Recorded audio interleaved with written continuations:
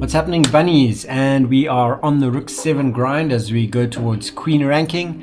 Today we're trying a slightly different comp. It's a new one that we're seeing a lot of the guys use in their strategies for Auto Chess Mobile, and it's a Spirit Mage comp. You'll find that you're seeing it a lot more in the lobbies as the new meta has been released, and we thought we'd try it out. It's our first time trying it, so it's slightly experimental, and I think we changed one or two things from what you'd see in the standard version of this setup. But I really hope you guys do enjoy this gameplay. If you do, don't forget to drop a like and a subscribe, and we'll catch you in the game. Enjoy. Alright, what's happening, bunnies? This is a cool gameplay today. This is a Rook 7 grind, I think, at this stage, and I was trying, we ended up going into a strange new comp that I'm seeing quite a lot. It's a strat that a lot of guys are trying to run at the moment, and it's a Spirit Warrior Mage comp, and it's something I have no experience with, so this is my first attempt at trying to get it right. Usually, if I am going to try out a new comp or a new strat, I tend to do it in casual mode. I'll hit up a game with my brother and just try out some of the new stuff. But this I was doing in ranked play as part of the Rook 7 grind, and it was quite interesting.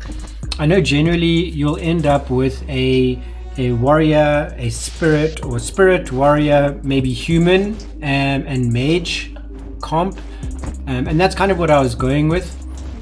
But it ended up, as you'll see, it ended up becoming quite a multiple synergy setup. So I think we end up with some feathered in there and some assassin as well. But the core of it is still a Spirit Warrior Mage comp, and that's kind of what I was going for. So I hope you guys do enjoy this. It's a bit experimental, and it's a cool comp. I think there's definitely a lot of improvement that I'll make as I'm learning this comp. And it was a bit of a last minute decision to go into it. As you can see, we started off in the early rounds with sort of a standard warrior or beast warrior type setup, and then we evolved and progressed into this new comp. So let's see how it goes. I think there will be a lot of learning to improve this comp, come up with new concepts, and think about new ways to improve the synergies. One of the benefits, I think, if you are going Divinity Mage, you are limited by the types of mages that you can use, because you can't have any other synergies going.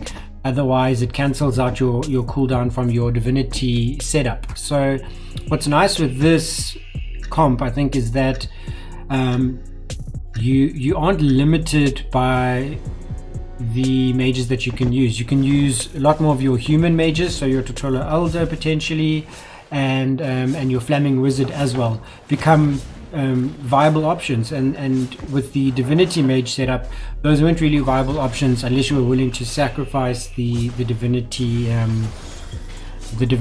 cooldown that you would, or reduction in cooldown that you would get.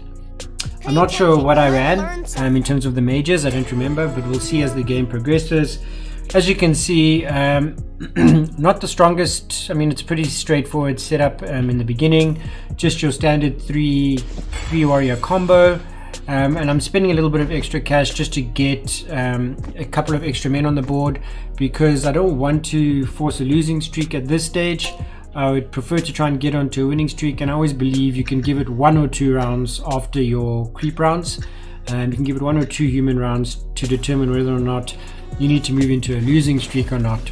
So I spent the extra cash for the level up, just so I could have 5 pieces on the board and sort of make a final decision as to whether or not I'm going to go into losing streak or continue on a winning streak.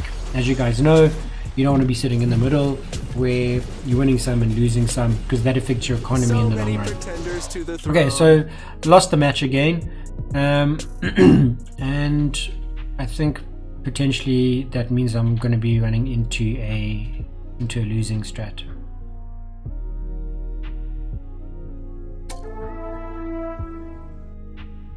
Okay, so quite interesting. We do get the werewolf, we get the tusk and the strange egg. we don't have the economy for all of that, so I think we're gonna probably lock for the strange egg. I know a lot of guys will debate whether that's the right call. We could also make a decision here. I'm not sure why we're not leveling up or why we're not ranking up. There must be... I actually feel like there was a... Oh, the reason is because I've decided to go on a losing streak here. So I don't want to power up in my units too much, potentially by putting on the... Yeah, by putting on the level 2 or the 2-star Tusk plus the Werewolf. It's going to add beast synergy plus the 2-star unit plus the Werewolf, which is a strong unit. And potentially we might have started winning there, and we're already on the losing streak, so I think that's why I decided to keep the Tusk off for this round. At first I thought maybe it was a technical glitch, like I was away from my screen for a second or something and I didn't see the level up, but I don't think it was that, looking back at it now. I think I was just seeing what's going on. So now we're just watching the age-old long round that happens when you've got a level 2 God of War left against one piece so early on in the match. Those long draw matches. Okay, so because I'm going on a lose streak again, I need to ensure that I keep losing. So at this stage, I don't rank up. I'm keeping the Tusk champion at level 1 and just leaving 5 level 1s on the board.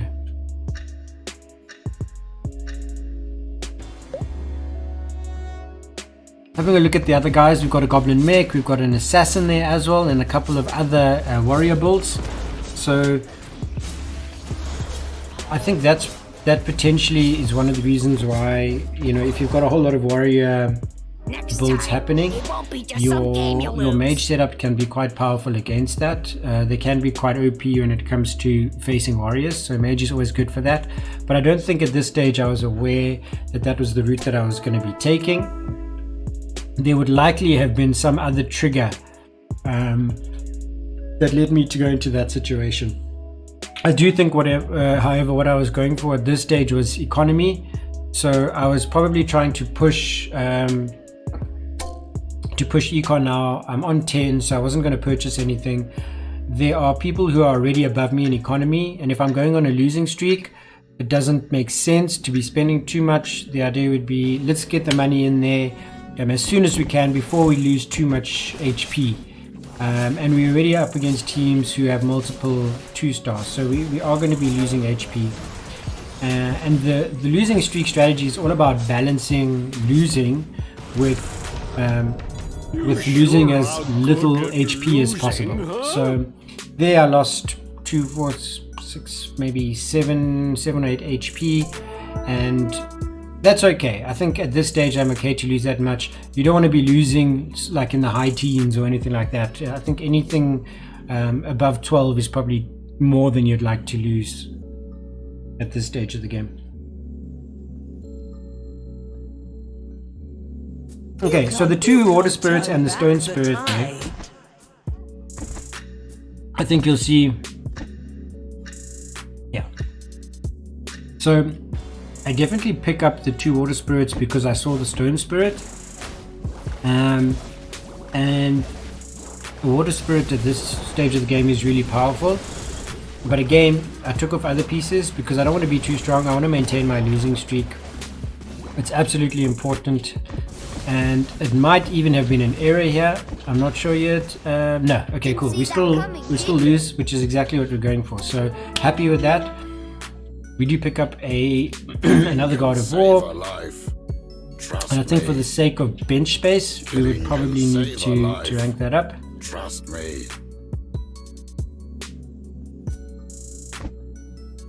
For the tundra.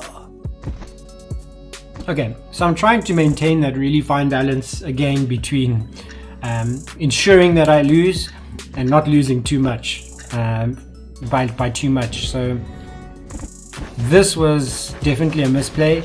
I think if I lose this, it was definitely a misplay. You definitely want to be beating rock columns. As I have mentioned before though, and I think we are going to lose this. We are, sure. So that was a serious misplay. Your creep rounds don't affect your streaks. So if you're on a win or lose streak, whatever happens in the creep round is irrelevant. That being said, you definitely want to be picking up the items that you get from those. So I had level 2 pieces on the bench. I should definitely have used that. That was an absolute misplay. And as I've mentioned in previous videos, still a big learning curve for me. I don't watch my rounds properly. So I should definitely have seen it's round 10, rock columns, and I didn't see that. Definite misplay. So apologies for that. I'll definitely need to work harder on that one. Alright, so I've been buying quite a few pieces. So although I'm on a losing streak, I've been buying a lot of pieces, so my econ still isn't as high as I would like it to be.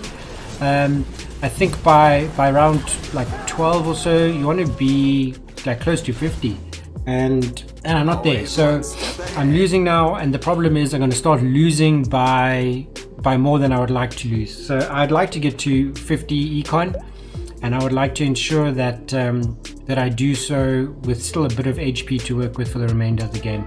You can see how many warriors we're playing against. So when you've got a lot of people playing the same strats as you need to start thinking about whether or not your strat makes sense in terms of the availability of pieces. So that pool is limited, and if everyone's trying to fight for the same pieces, you're all going to be in a difficult position. That being said, I can already see in my mind I've decided that I'm going to go spirits. I've got the 2-star water spirit, I've picked up the thunder spirit, and I've got 2 stones on the bench. So I know in my head I'm going to be transitioning into that strat at some point. It does require warriors either way, so I'm not going to completely get rid of the warriors that I have, but I'll need to be selective in terms of which ones I keep. I would think logically, obviously I'll need a stone spirit, but I've already got the 2-star god of war. I've got the 2-star tusk champion, so I'll probably keep them on there, and ideally the werewolf would make sense as well. If I could get him to level 2, that would be great. But eventually I will need to make a call to transition, and I think I've done that now. Have I? Yes, I have. So I'm starting to put pieces back on. The idea now is I want to start winning games, and I've got the level up as well. So I'm on level 6, which is the same as everyone else. I'm on 42 health, and I've got 44 econ. I would ideally have liked to go to 50, but I think I don't like pushing my HP too low. So 44 to me is borderline. I mean, I think if you're going towards the 30s, that's really cutting it fine. There's a good chance you're not going to be able to climb up. You just need a bit of bad luck, and you can actually be out 7th or 8th place even. So still, the losing strats seem to pay off reasonably well. We're still losing HP, but it's okay. We're trying an experimental strat, so it makes sense for us to have lost there, and hopefully we can build it up quickly, because we can't afford to lose much more. We're now sitting in 30s on our HP, and that's not a place we want to be. Especially if you look at the top, we've got Apu, our Russian friend, and he's sitting unbeaten there, so he's still got reasonable econ. He could probably be on a much higher econ. I think he's obviously bought a lot of pieces to maintain that win streak, and when you're up against players like that, you need to make sure that you're going to be able to survive when you do face them.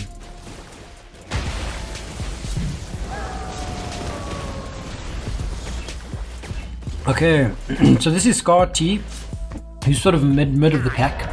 Reasonable econ, 74, and we've beaten him on both screens, so that's great news. It's a good start. It's where we want to be. We want to be winning matches, obviously, and hopefully now we can start building on a win streak. What we definitely don't want is to be, again, winning and losing. We want to try and maintain a win streak. What's that behind you? It's me. So this is potentially one of those rounds where I've again forgotten to notice that it's a wolf pack, and I haven't repositioned.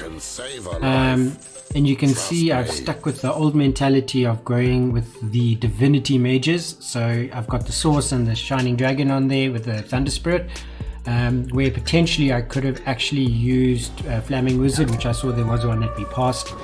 and I skipped over that. But yes, I didn't reposition for the wolf pack, so hopefully that's not another serious misplay. If we still win this round, I'll be chuffed, and I think we'll be okay with the level 2 water spirit there.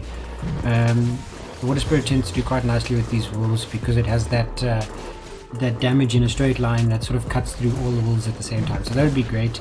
Yeah, we're okay. We're okay here.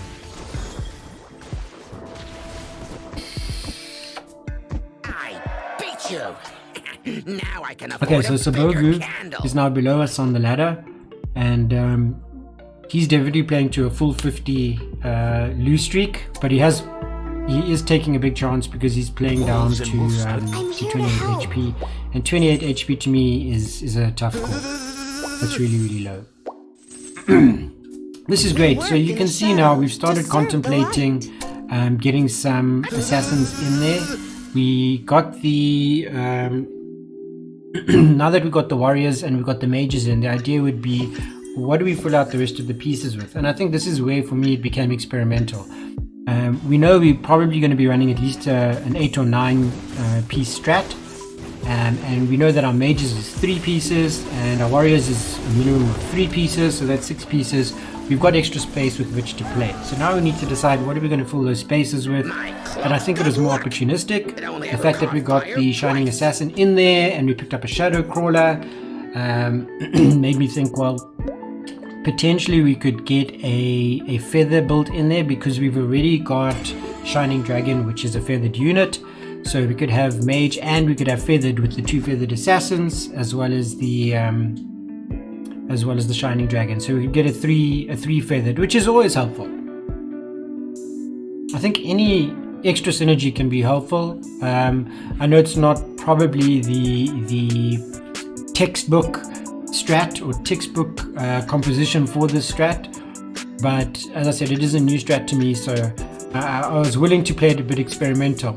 Also, the fact that our water spirit is an assassin, so taking the 2 assassins gives us a 3 assassin synergy, and I think when you're building any strat, especially when you're experimenting, you need to look at what synergies are being wasted, if you want to call it that. So we know for this spirit mage build, obviously we need our spirit units, so that gives us, we generally will start with stone spirit, we'll have a thunder spirit, and we'll have a water spirit.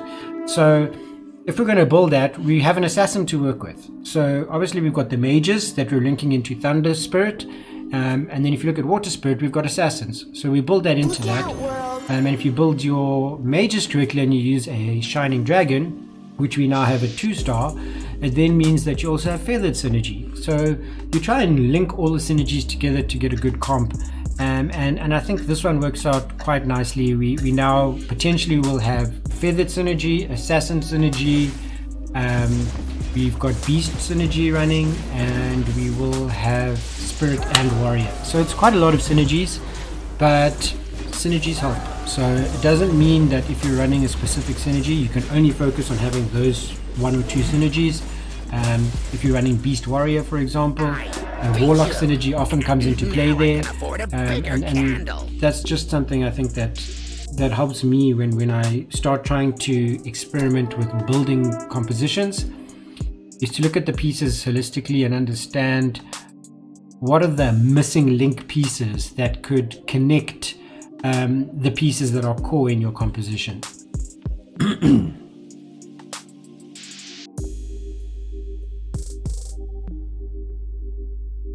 So Shining Assassin is a great example of that.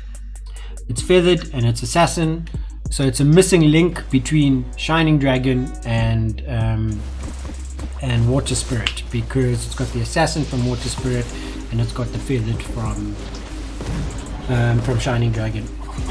So take your core pieces, build your comp around those core pieces. I don't know if I'm making any sense. It makes sense in my head. I hope it's making sense the way that it's coming across. And as you can see, the composition is working. We're winning games. We're currently on a win streak now. The combination and the synergies that we've built seems to be paying off, and I think that's what's important. You'll pick up quite quickly how your composition is performing, and also against which teams it's performing well and against which teams it's not performing well. A comp like this, because we've got assassins on the back line, we should be able to deal with assassin teams reasonably well. We do have the Thunder Spirit for the AoE damage, which will help on the back line if we do have an assassin team to play against. Mages are generally quite effective against the warrior builds, so happy with that. We move into a T formation, as you can see. And if we're up against other mages, we've got the assassins, which can hopefully penetrate the back line and eliminate our mana units in the back there. You can't hold a candle to my power.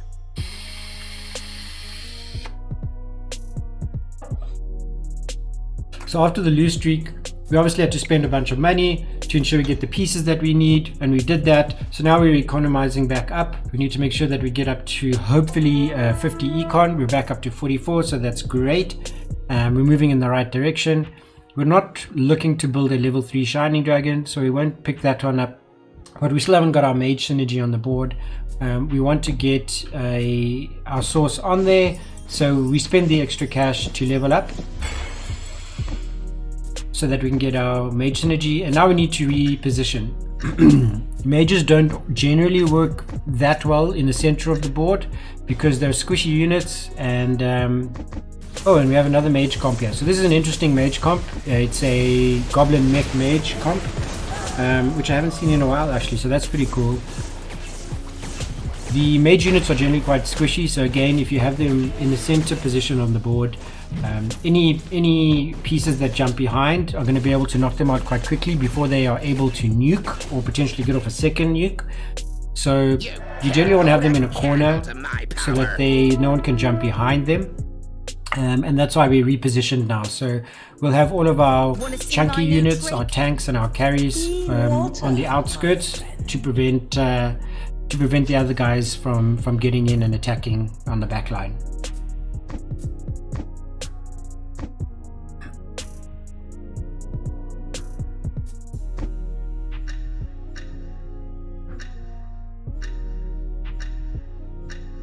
Okay, so you can see now our synergy is starting to look better. We've now got Human Mage Spirit Warrior, and that's kind of where I expected it to stop. I didn't expect to have the Feathered synergy in there. I didn't expect to have the Assassin synergy in there. But I think it kind of makes sense.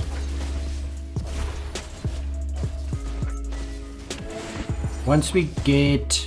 So now we were talking about missing link pieces, and if you look now at Shadowcaller, who we have on the bench already, if we level up to level 9 and we get her on, she then completes the Feathered synergy and she completes the Assassin synergy. So it's an extra piece, it's a great piece, and it's a missing link piece. So that was just an example of how I was explaining to you guys earlier around how to build experimental comps. This is just a suggestion of that. So we pick up the Dark Spirit as well. Dark Spirit is generally great against warrior comps, and I think mage comps too, simply because it has an area of effect type attack, and your warriors tend to be clustered. As you can see them now, they tend to be center screen, and they're clustered together. So if you can get the ult off around them, you're going to be able to get some major damage in there. And we still haven't lost, so that's awesome. There's our 8th streak. We beat Levin in that instance there. He's on a lose streak at the moment. And our Apu at the top there, who was doing really well earlier, is now very low on econ, and his HP is dropping. And I see we made a decision to move to level 9. We've done that early to get the Dark Spirit on. The idea is obviously if you're running spirits, you can get now the full spirit synergy, and Dark Spirit was the final piece. So we now have 4/4 spirit synergy, which is really cool for obviously turning the guys into stone. And I think you'll see as the guys are attacking, half the team's always in stone, and that's a huge benefit for us. That's one of the powers, I think, of it's kind of like having a siren in your squad, especially with the mage comp. Whenever you have guys that are turned into stone, it just gives your guys more time to nuke. And if they're not attacking and they're standing in one place, it means that your nuke is more effective because it can hit more pieces. So the Spirit Mage synergy just makes sense. The two synergies just work nicely together. It's also, I don't often use Dark Spirit, and I probably should use it more, but this was a great opportunity. I don't think I've ever had a full 4/4 Spirit synergy, so this was pretty cool. Need reinforcement. As you guys know, in the late game or in the end game, you've got to have a level 2 source for mages. That mana production is so important, and it's definitely going to help all the pieces, even the Dark Spirit. It's really going to help. You can see how quickly the mana generates there for the Dark Spirit, so that it can drop that ult on the Wing Ripper. And we absolutely crawl through that one, so no issues at all.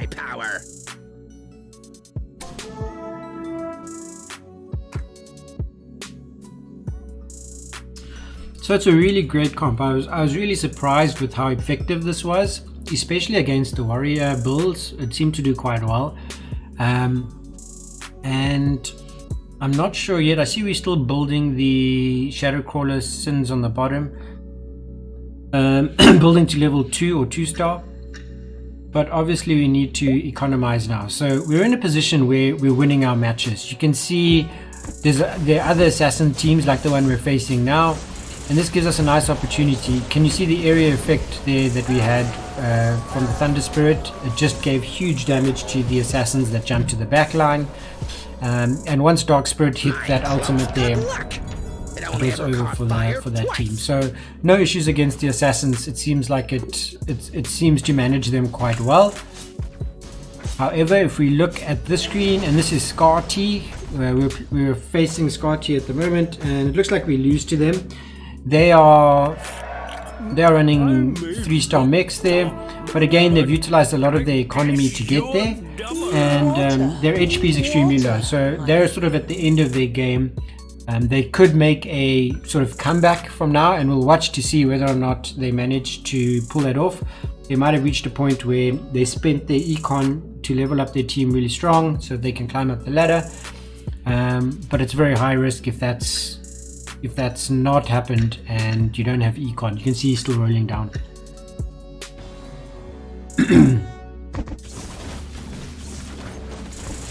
Okay, cool. So you can see the Spirit Synergy taking effect there, and the nukes then just managed to hit all those people that returned to stone. There we go. Once they petrified, it's absolutely phenomenal for us.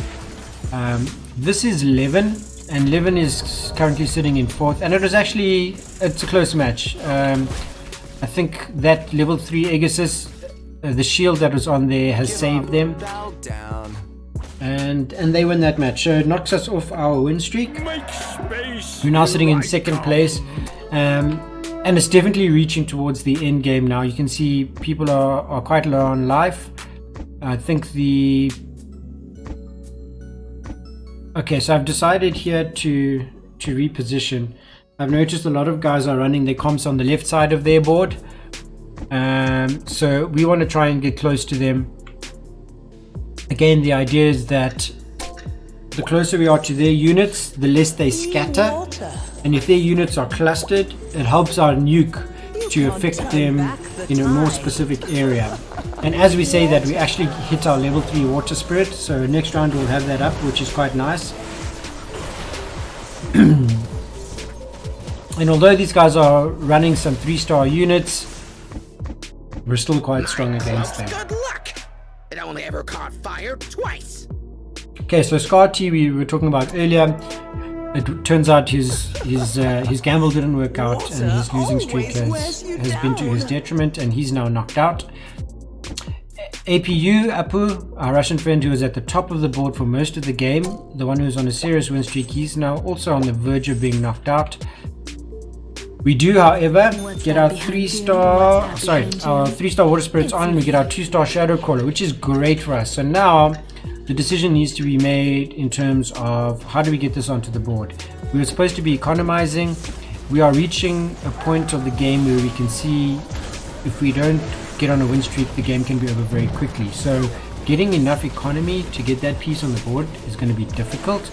we need to make sure that we are winning all our matches. The enemy's just Okay, so that was Levin, the guy who beat us earlier with the ranged units, and you can see we actually ate through in there. That level 3 Water Spirit made a substantial difference. And now we're watching Yahiko's page, and he beats us with his level 3 Swordman. But that's okay. I think we'll manage to come back if we can get our Shadow Crawler on the board.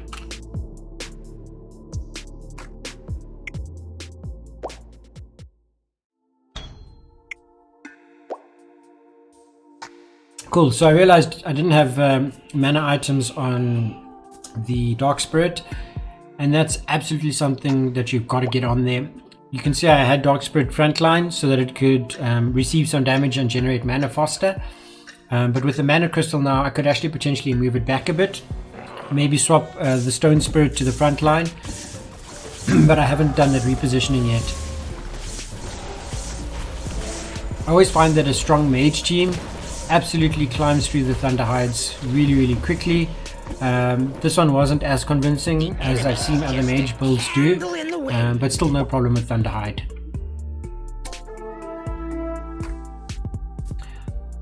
Okay, so I'm putting on items. I obviously want to make my level 3 stronger.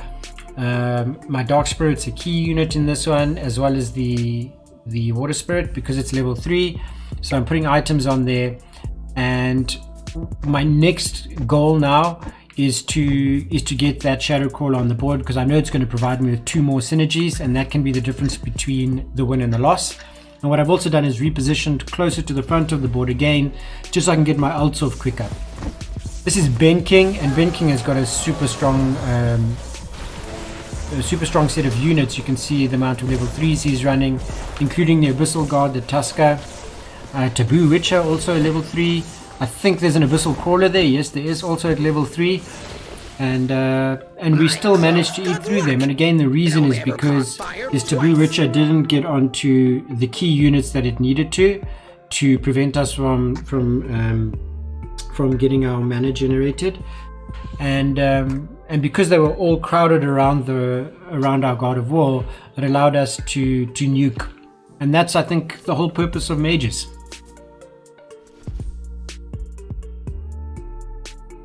I have a teleport dagger, and I think you'll notice I don't put it on anything yet, and the reason is because I think it would be to the detriment of my current setup. There's no reason that I could see right now that I would want anyone to jump back line. If I had a Taboo Witcher or something like that, that's probably the kind of unit that I would use that on, or Devastator or something like that.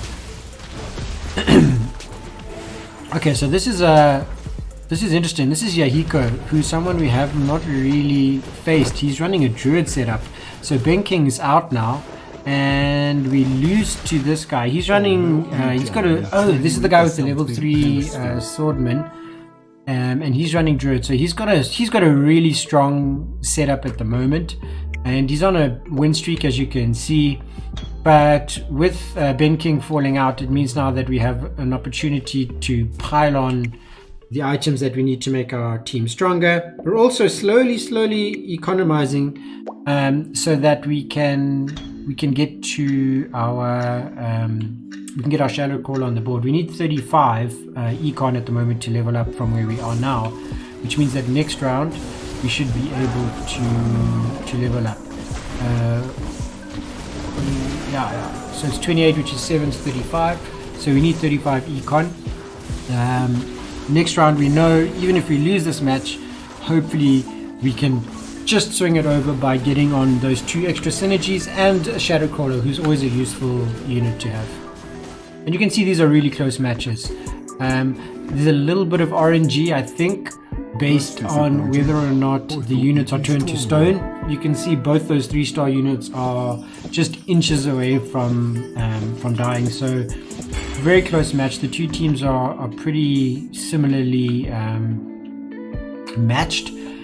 And for these final rounds, you can see the HPs are quite low now. It's 28 and 13, and we've added our 2 synergies. So this is the full synergy I was talking about at the beginning of the match, where we've got Mage, Assassin, Warrior, Spirit, Human, and Feathered. So very interesting mix, but I was quite pleased with this. Okay, so this man's got 3 stars on almost every single unit he has, even the poisonous worm, and that's a 3-star poisonous worm is a joke. Absolute killer. The Razor Claw's 3-star, and I see the Red Axe Chief in the bottom there. It's giving our Spirit Warrior a hard time. Spirit Warrior, sorry, our Water Spirit, giving it a hard time. But we're definitely lasting longer, and you can actually see, I think this is a really close match. This match is, in fact, there it is. We actually took it. So it just shows you how close these two teams are. And I've played so many matches where at the end, look at this lineup, unbelievable. Where it really comes down to a little bit of luck, a little bit of RNG. If you're a pro positioner, I always talk about Chaos Scroll and how good his positioning is and his strategy behind that. I'm still learning that, and sometimes in the 1 minute or 30 seconds that you have to prepare, I don't always get it right in my head. So here I'm trying something different, trying to reposition centrally because I know he's running, this is for Black Dragon. I know he's running warriors on the front line, so potentially maybe that's what I was thinking, trying something different. But sometimes the teams are so close in the end game, it just comes down to a bit of RNG. So who's gonna, does the Dark Spirit get its ult off? Does it get it off in the right place? Does